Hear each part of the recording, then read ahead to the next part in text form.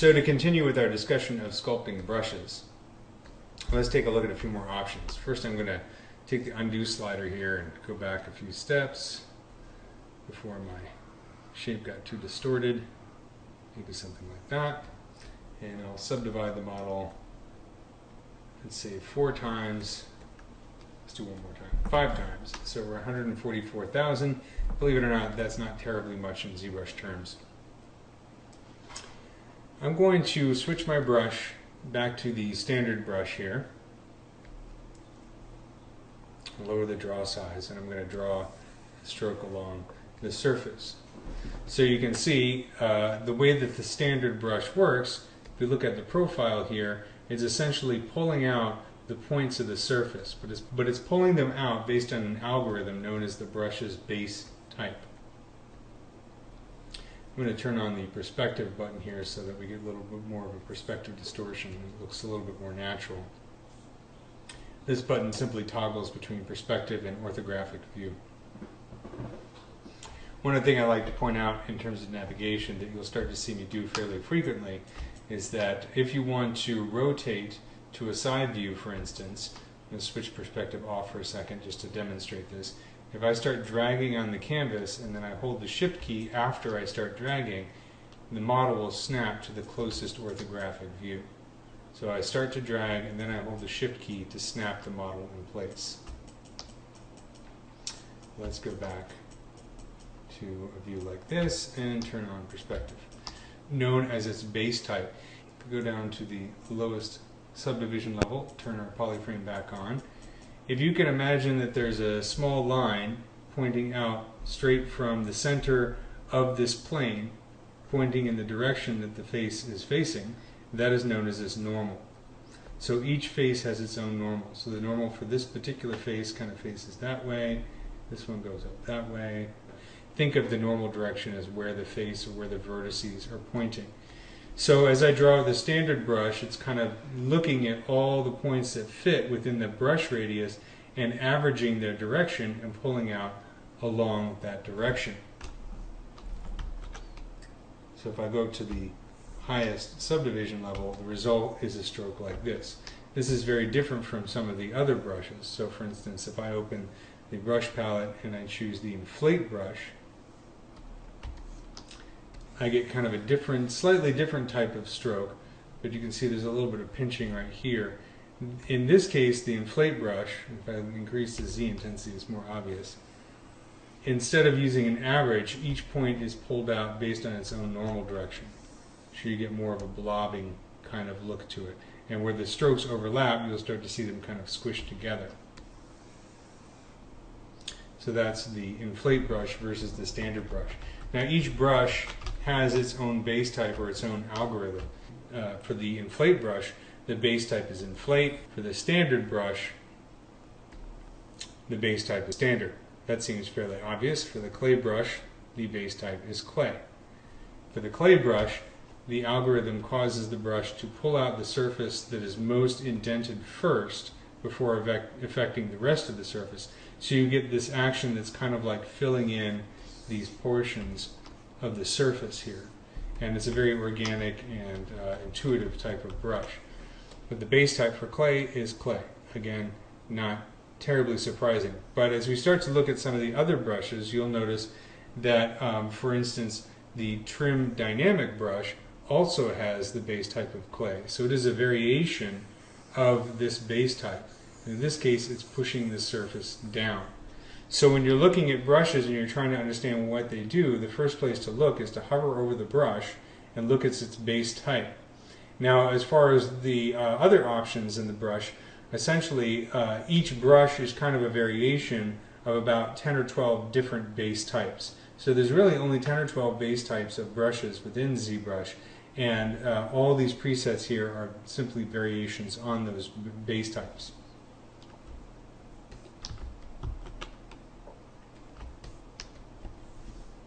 So let's go back to our standard brush again. And as I draw along the surface, you can see it's bulging outwards. If you take a look at the top shelf here, we have the Z add button turned on. If I turn on the Z sub button, the Z add button turns off, but if I draw on the surface, instead of pulling out, we're pushing in. So Z sub is the opposite of Z add. Now obviously it gets a little bit tiresome to constantly go up here and switch between the two, because usually when you're sculpting you're kind of going between those two options fairly quickly. So there's a hotkey you can use. If you press the Alt key, you'll notice that next to the brush icon I have a little minus sign.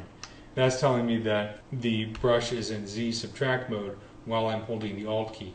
So if I'm not holding the Alt key, the brush pulls out. If I hold the Alt key, the brush pushes in. I like to think of the Alt key as kind of like the opposite brush, because there are brushes in which the default behavior is the opposite. For instance, the DAM standard or DAM standard brush, which is a great brush for carving lines into the surface. I'm going to lower the draw size here so you can see. As I draw on the surface, it kind of carves a line into the surface. And the default setting for the DAM standard brush, the Damien standard brush, is Z sub. If I hold the Alt key, in this case, it's going to pull that out. So I'm alternating here by holding the Alt key to pull out, letting go of the Alt key to push in, and then you can smooth this out. And as you might guess, if you hold the Alt key and the Shift key at the same time, then you get the opposite of smoothing, which is kind of sharpening. So you can see it's kind of exaggerating the changes in direction between each polygon on the surface here, causing a sharpening effect.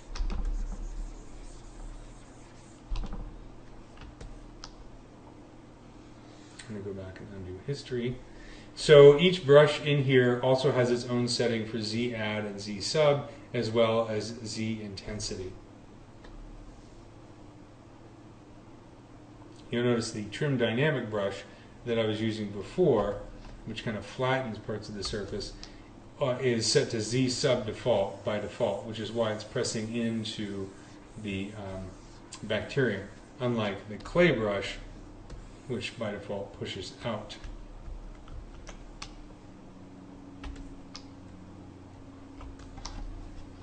So let's take a look at our reference again really quickly.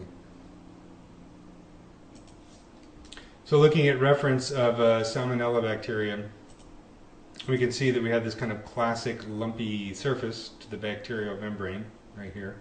So we want to find a way to replicate that kind of look using ZBrush brushes. So I've subdivided our model. Let's get it back up to, I don't know, say 500,000, 577,000. That's kind of a nice, decent subdivision level. And I'm going to switch to the clay brush. A quick tip on using the brush palette. If you know the name of the brush you're looking for instance the clay brush, or let's say the inflate brush, if I press the I key, it's going to hide all the brushes except those that start with I, which kind of helps narrowing down the brush that you're looking for. So if I'm looking for a clay brush, I'll just press C and I can see all the brushes that start with C. The second letter right here, for instance on clay tubes, you can see there's a little T there in the corner. If I have that memorized, then if I want to switch to clay tubes, I could just click on this, press C and then T, and then automatically sets me to clay tubes, which is this style of brush right here. Let's just go back to the clay brush. And the clay brush normally, as I demonstrated before, creates a stroke kind of like that. But I want to create something that's a little bit on the lumpier side. So I'm going to go into just below the brush library here. I'm going to click on the stroke library and change my stroke type to spray. And when I do that, instead of getting a single long stroke, I'm getting a bunch of lumps that are kind of emerging out of the surface. So what's going on here is it's kind of, rather than a single brush stroke, it's kind of like a spray paint type stroke. So it's spraying lots of little iterations all over the surface of that brush stroke. If I go into the alpha palette and choose one of these alphas, and alphas are simply just grayscale textures that kind of modify the nozzle of the brush, if you will. If I choose this alpha, which is just a round circle, I get this kind of nice lumpy looking surface. It's very reminiscent of our reference image. This kind of thing right here.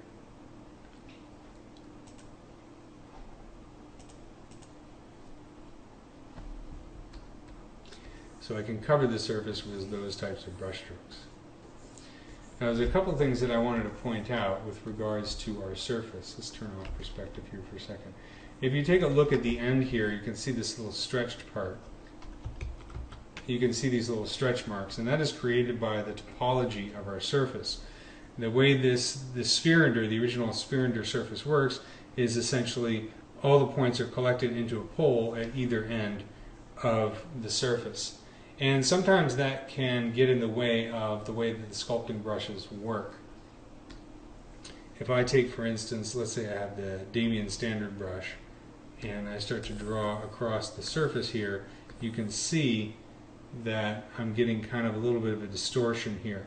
Now it might not be a big deal for a model such as this that we may not be looking at very closely, but when you're going to detail a surface that, let's say, you have one of these poles close to, say, something like an eyelid on a face or something like that, these kinds of distortion can start to work against you. So this is where being mindful of the topology of your surface is important. Topology refers to the way in which the polygons are arranged on the surface of a model. So the topology of the surface, we have essentially a grid here of polygons, and they are all brought together on a point right here. And usually you want to try and avoid any place where more than 5 polygon edges come together in a single point, in order to minimize the amount of distortion or artifacts that you get as you're sculpting across that part of the surface. So how can we actually go about fixing this so that we don't have to worry about that pole? It's actually quite easy. What I'm going to do is, let's go back again to around here, and I'm going to lower my subdivision level. Let's pick kind of like a medium level of subdivisions. And in the geometry subpalette of the tool palette, so I'm in the tool palette, geometry, I'm going to expand ZRemesher. And what ZRemesher does is it creates a new topology by looking at your surface. It rearranges the polygons on your surface without changing the volume of the surface. So if I just press ZRemesher with just the default options, after a few seconds you can see that I end up with a surface that is, for the most part, a grid of polygons that is evenly distributed. You can see there are a few places where the points come together. Let's switch over to skin shade. So for right here we have 3 edges come together to a single point, and that's not nearly as bad in terms of sculpting topology as, say, that pole. Now we also have a few random spots in here that where points are coming together. So we have five edges coming together at a single point here, and so on. So it's not the greatest topology in the world, but it's better than what we had. And it's nice to be able to just simply click this button, ZRemesher, have the topology completely redone in an instant. And we'll talk a little bit more about that in detail in a later chapter. But for right now, I'm using ZRemesher as a way to remove those poles at the end. Of course, I've lost some of the work that I've done, but that's okay. I'm just going to go ahead and turn off polyframe. Let's go back to the basic material. Subdivide the model. The hotkey for subdividing the model, by the way, is Control-D. So I'm going to subdivide it and get it back up to about, let's say, 1.18 million. That works for me. I will switch back to the clay brush, increase my draw size, lower my Z intensity, and start to just draw across the surface to add some kind of organic kind of lumpiness.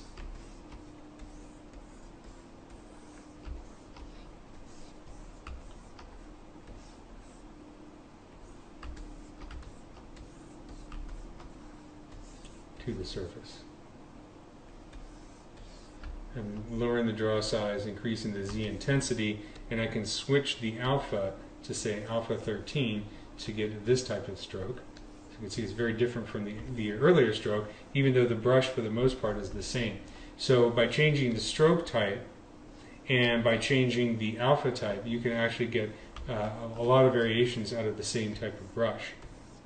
And a lot of times the way that I sculpt is I will draw a brush stroke and then hold the shift key and smooth that brush stroke to kind of blend them together. That's kind of my secret for getting organic looking detail. It's very simple. It's not really much of a secret, but you'll see me do that a lot when I'm sculpting.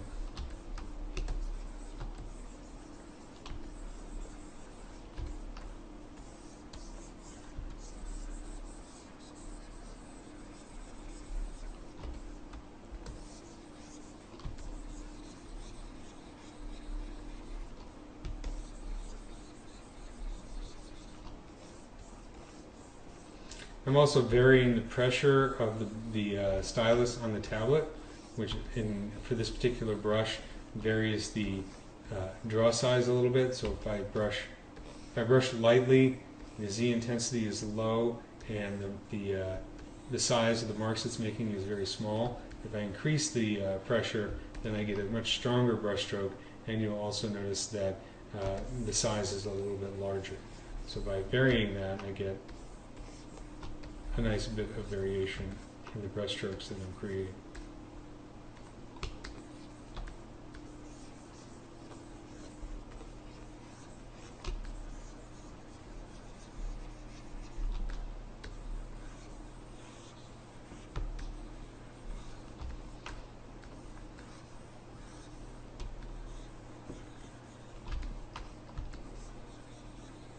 This looks pretty good, but I think for my taste it's a little bit overdone.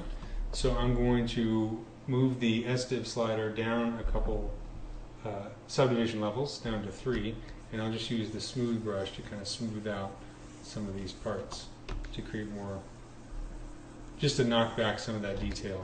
But you also see I'm kind of creating sort of random strokes here so that the intensity of the detail is varied across the surface, which tends to make it look a little bit more organic and less computer generated. So you can see here's the result here. So let's save our project. Now we'll call this bacterium. Version 02.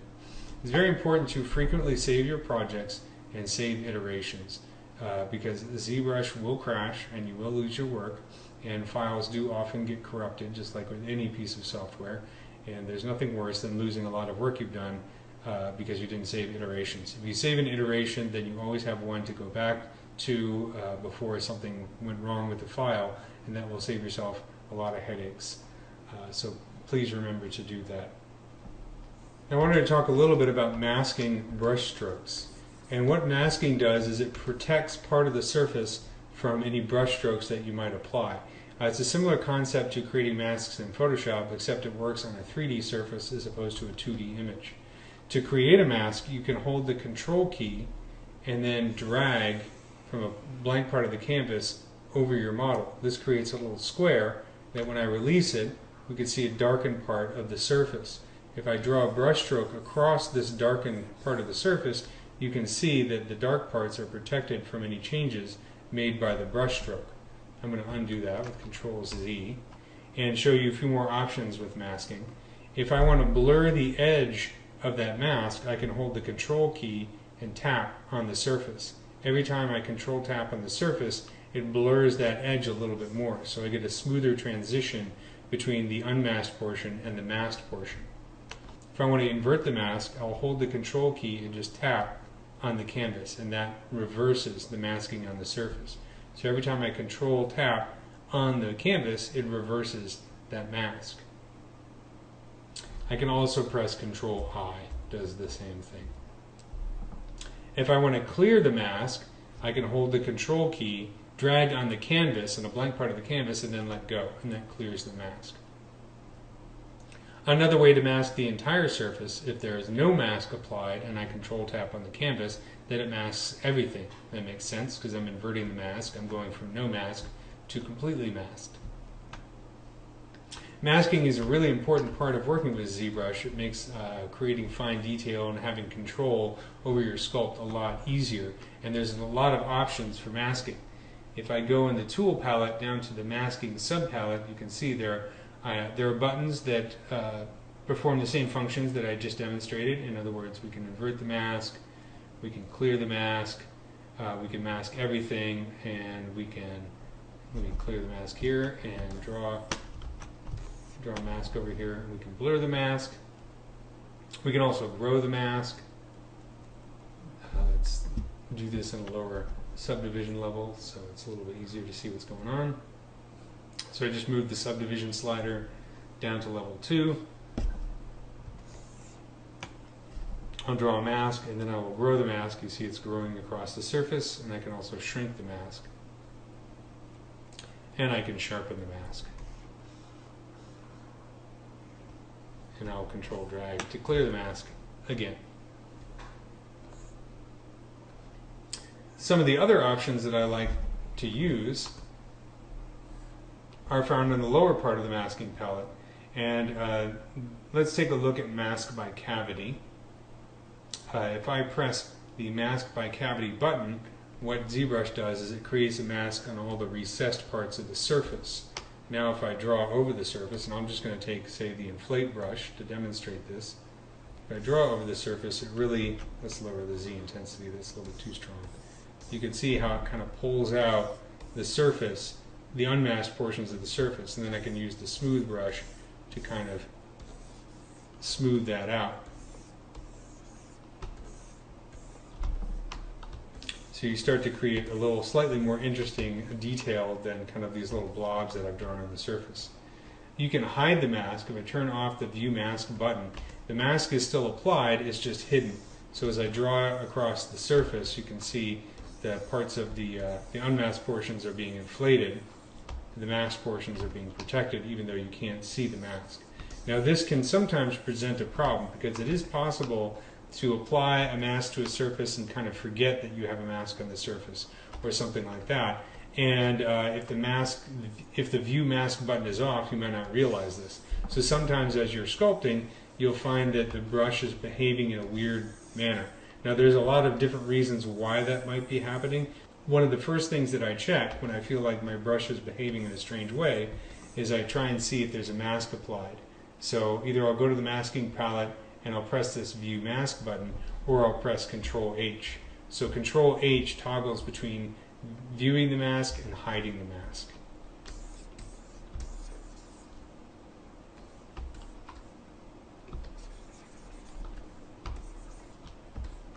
I'm going to control drag to clear the mask, so now there's no mask on the surface and I can smooth out some of those details that I drew. Some of the other options that are fun to play with is mask by smoothness, which creates similar to a cavity mask but slightly different quality to it. If I press mask by smoothness, you can see we just have a little bit of a mask up here. It's not very big, but I can increase the range here and get much more of a mask. And I'll press Control H to hide the mask and just draw across the surface. So we get kind of a different kind of quality to the detail than with the cavity mask. I always find it's fun to experiment with these different mask types and creating different types of organic detail. I'm going to control drag and release to clear the mask. Let's take a look at mask by peaks and valleys. If I click on mask by peaks and valleys, you can see now I get kind of this type of mask where small dots are being masked. I'm going to press Control I to invert the mask, and then Control H to hide the mask, and then draw across the surface. And you can sort of see the kind of details I'm getting. Now what happens, I'm using the inflate brush currently, but what happens if I hold the Alt key and draw across the surface? Now I'm getting something that almost looks like pores.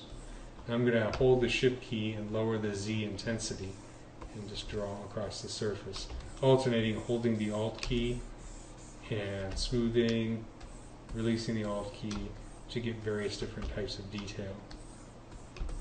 This, of course, is where ZBrush becomes a lot of fun once you get past all the technical issues and dealing with the interface, and you get to this point, ZBrush starts to become more of a joy to use. But it does take a little bit of practice to get up to this point.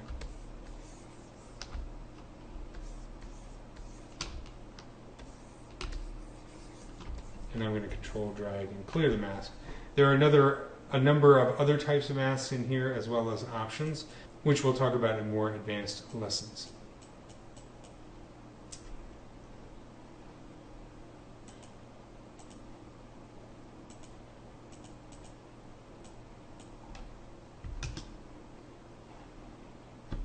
Now if I hold the Control key, let's take a look at some of the masking brush options. So these are kind of ways to create an overall mask across the whole surface based on feature, how to control the mask once it's applied to the surface. But there's also a number of masking brushes. If I hold the Control key, I'm actually using the Mask Pen brush, which is the default masking brush.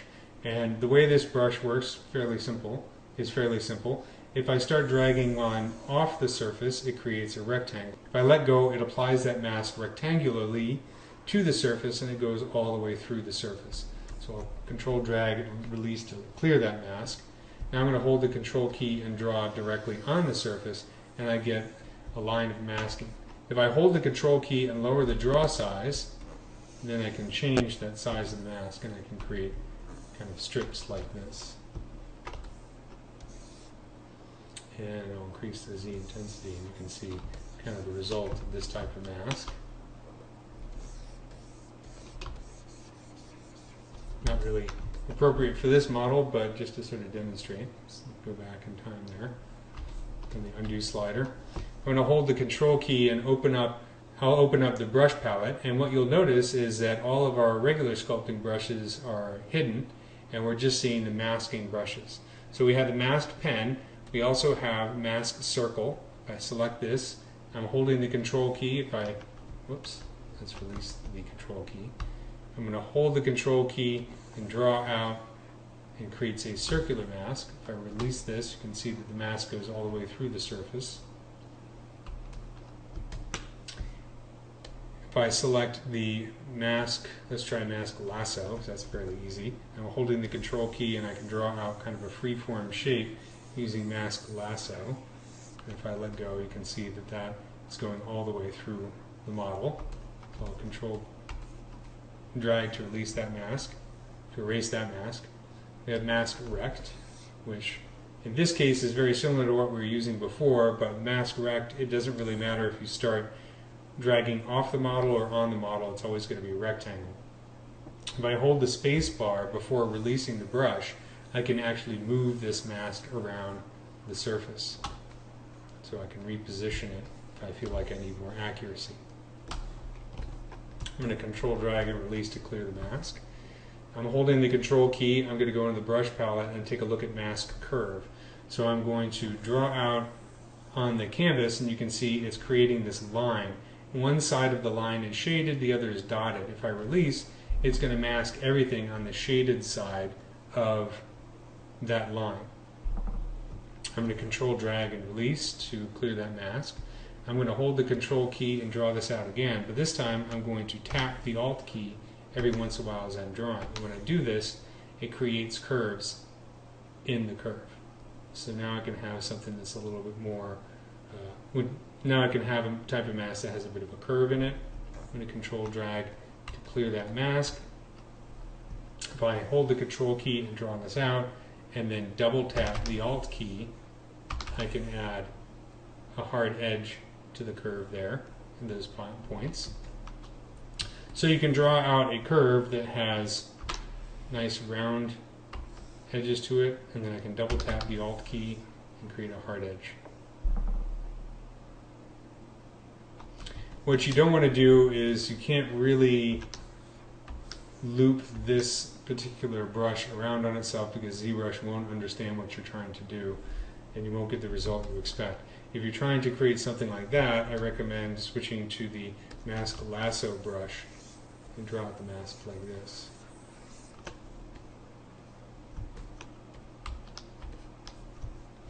And then finally, if you want to erase a mask, let's switch back to mask pen, and I'll just draw out a mask on the surface.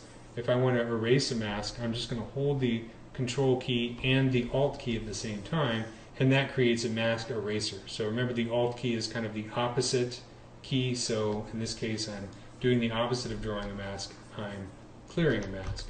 So if I draw out, let's say, a rectangular mask using the mask rect brush, and then I draw this out again, but this time holding control and alt, I can actually kind of edit that mask and put squares within it.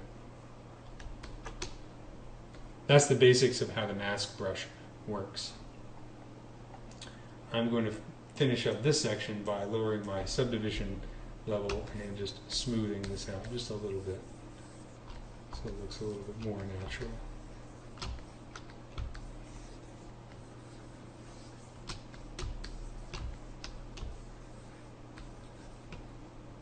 And then I'll move up to the higher subdivision level and save the project.